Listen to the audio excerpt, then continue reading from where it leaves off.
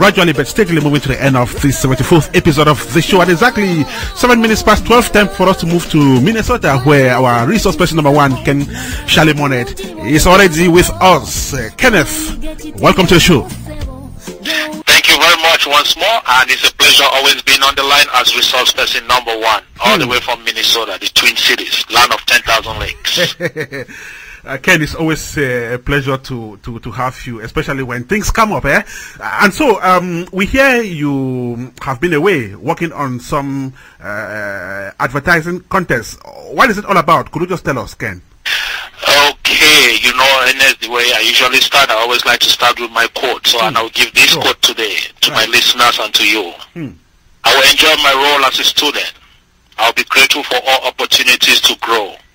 They make possible my very special contribution in this life. Yeah, Mr. Ernest, thank you very much again for that question. Yeah, I've been a little bit tight. You know, we're working on, we had the opportunity to be selected as a working team down here in Minnesota to be part of the, those who have been casted to send in videos for the Doritos national and worldwide publicity. So we're working very hard on that program. We successfully did our video, which was approved by the Doritos management, and hopefully by God's grace, they are now in the voting and selection stage.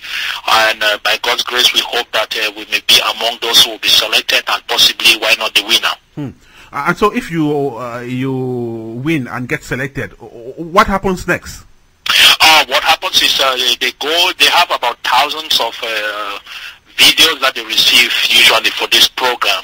But what happens is when you are selected, they will go into those thousands and they'll select the first 50 best.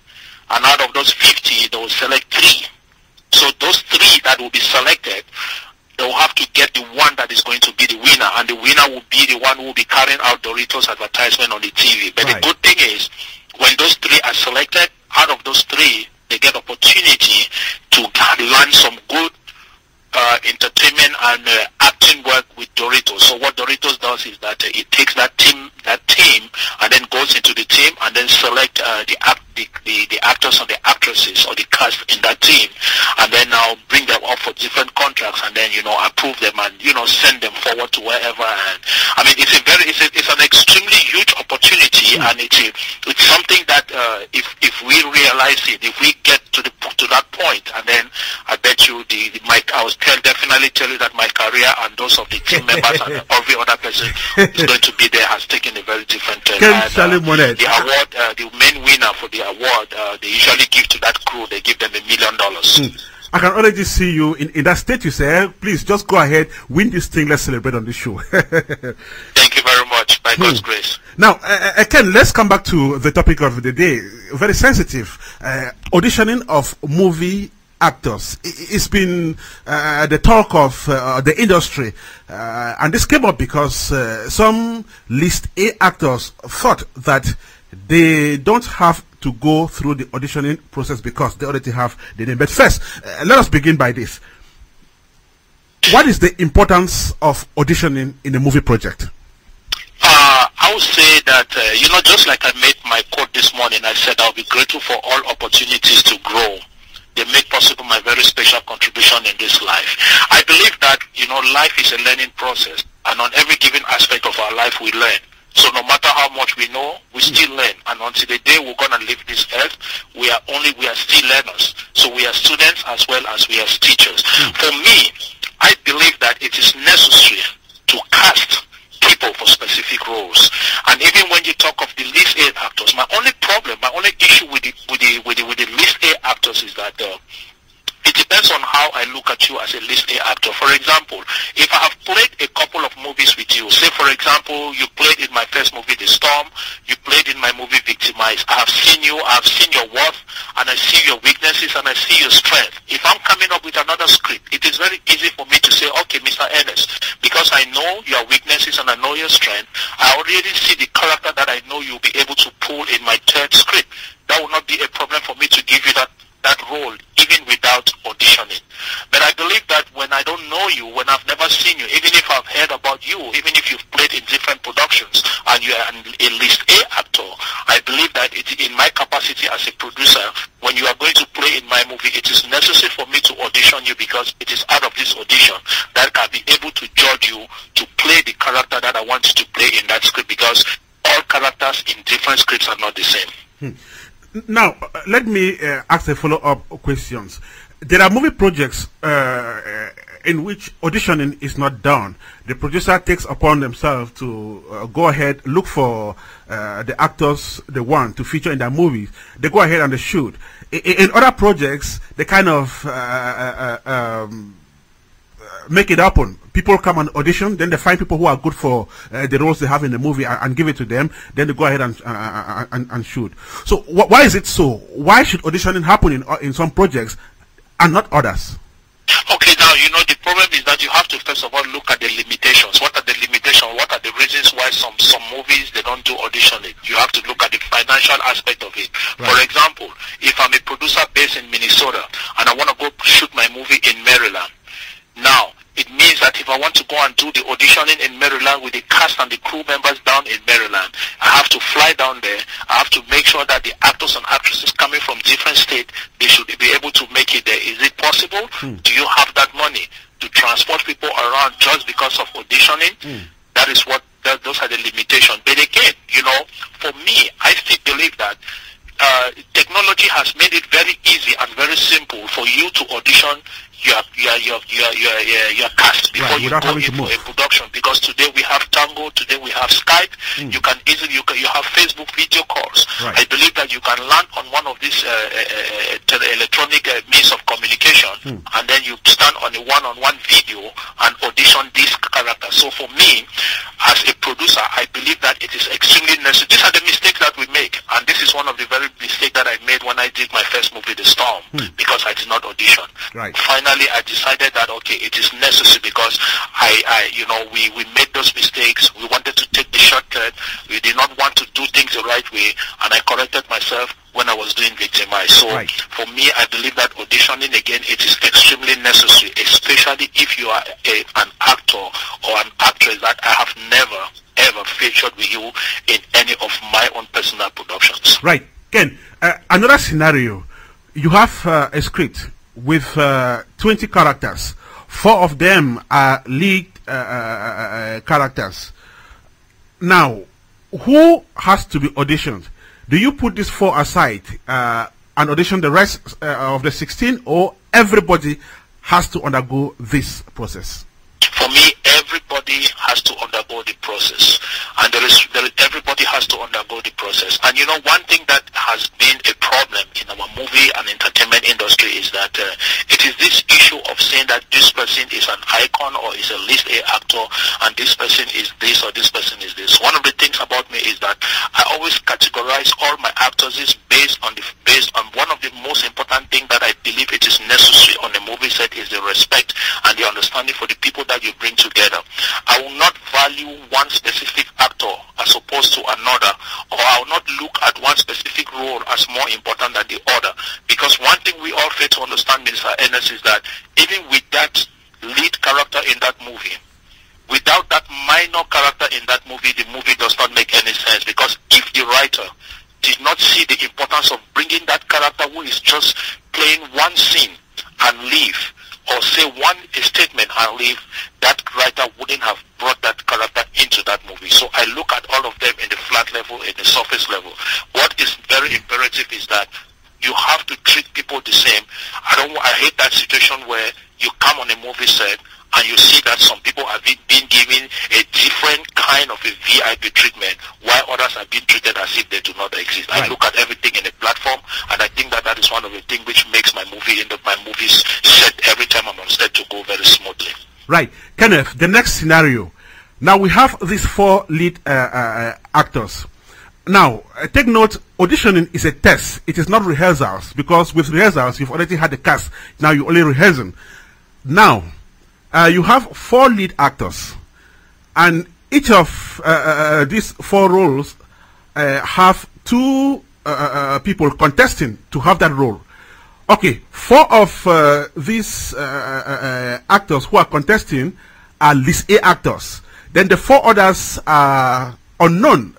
They are getting into this thing for the first time. Nobody knows them. And each of them is pitted to one of these 4 known actors.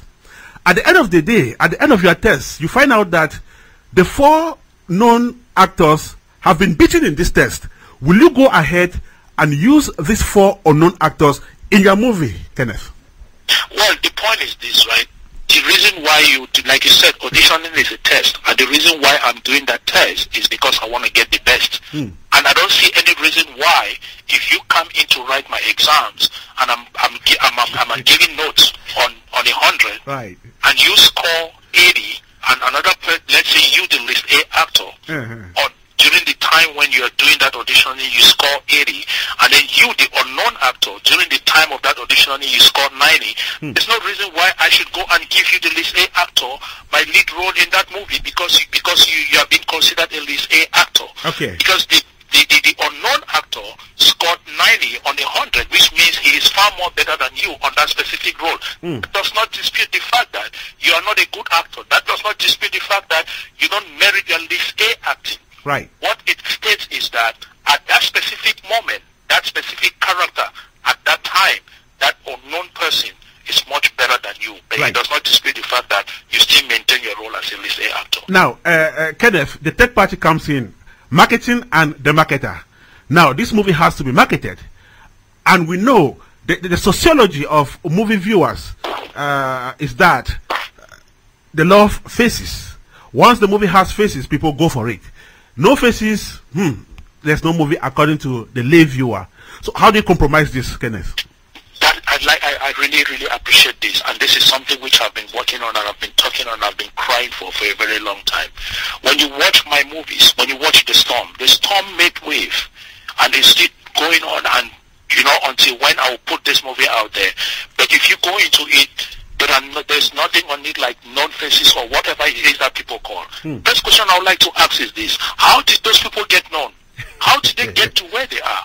And if we keep on taking off the opportunity from those who also want to grow like them, then how are we going to make other people to grow? So one of the reasons why I am in the entertainment industry, in as much as you go into it because you want to make the money, I want to make sure that I encourage those who are not known to be known, because these same list A actors, they started the same way, and I believe that just as they started, so too we have to start.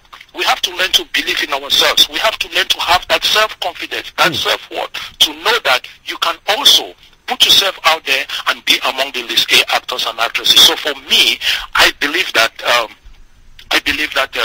when the marketers are judging movies based on faces, or when the viewers are judging movies based on faces, they are making a very huge mistake. Because even on those faces, they should not fail to understand that those faces will retire, and when they retire, we need to have other faces to come up. So in order for us to have those faces to come up and meet up to the old faces that you have made, we need to start consuming what these new faces are doing and criticize them where they are making the mistakes, because from those criticisms, they will be able to adjust themselves and then meet up to your expectation. Kenneth, lastly, some list A actors have stood up firm to say that they don't agree with this idea of auditioning them, and according to them, they say it is really humiliating, you know, to pit them side by side with actors who are not yet known. And some have even gone as far as saying that they are now paying their dues. They've worked enough and so hard to be where they are today. And by pitting them side by side with unknown or hope-rising artists is quite humiliating. Are you saying that they are wrong in that kind of thought? Yeah, I would definitely say that it is wrong. And I'll say that is what we call dirty pride. Because when I look at pride, I look at pride on two sides of the coin. I look at constructive pride and I look at destructive pride. Constructive pride is when you are proud for a reason, for what you have done, for what you have achieved, and the nation and the world is proud of you. Destructive pride is when you have that self-centered, egoistic attitude that you want to bring out into the world, because the world has made you to understand that you are an icon, that they depend on you. Because first and foremost, when we look at these list A actors, we look at them as our mentors, and I believe that those two